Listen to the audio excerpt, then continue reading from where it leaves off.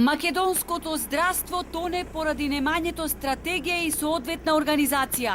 Проблемот во болниците кои се соочуваат со недостаток на кадар не е локален, туку генерален и се провлекува повеќе од 15 години, а за тоа единствено е виновна државата, велат лекарите од Охридската општа болница.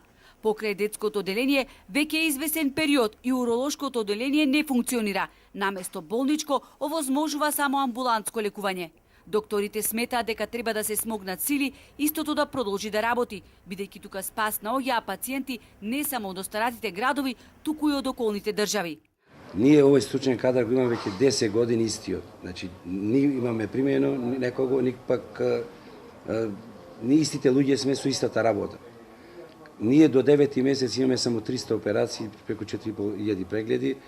Сега луѓето седат на чекање за операции.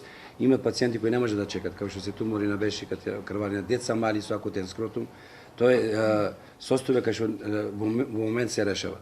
И за жал ние седиме на работа и да му кажеме дека не работаме со луѓе.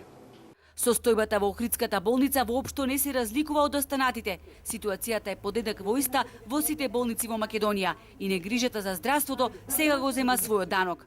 Ево вечерва јас сум дежурен овдека и со пола екипа. А да треба да влизам за една најпроста операција, нема проста операција, но да речеме една наједноставна, секојдневна операција како слепо црево или слично, треба да се обирам екипа од дома да викам болничар и сестра, извидите, тоа го нема никаде. Наместо да се направи еден клинички центар кој ќе ги обедини сите медицински гранки, државата дозволува пациентите да шетат од една во друга болница, од еден во друг град, губејќи драгоцено време, вели доктор Лековски. Ова е уште ништо, ова е почеток на тонењето. Тоа е почетот од порано, меѓутоа сега сме некаде на дното, затоа што само помалку специјалисти ќе имаме и дел од овие сите ќе заминат, кои во приватните, кои ќе заминиме ние по возрастните во пензија и овде ќе биде стварно тешко за една наједноставна операција, пак да не речам проста, ќе се оди до Скопје.